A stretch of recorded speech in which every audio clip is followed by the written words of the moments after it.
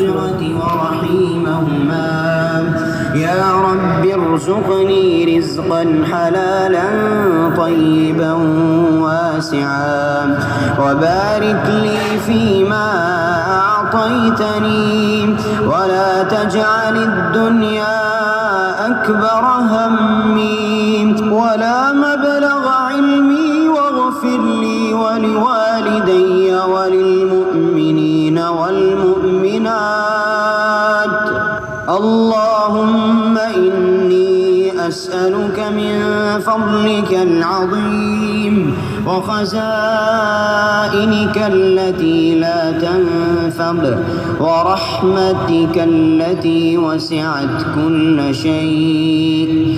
اللهم اكفني بحلالك عن حرامك، وأغنني بفضلك عمن سواك، وبارك لي في وقتي ورزقي وأهلي ومالي. ربنا تقبل منا إنك أنت السميع العليم.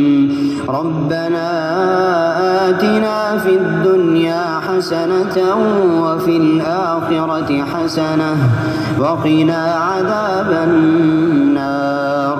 ربنا اغفر لنا ذنوبنا وإسرافنا في أمرنا، وثبت أقدامنا وانصرنا على القوم الكافرين.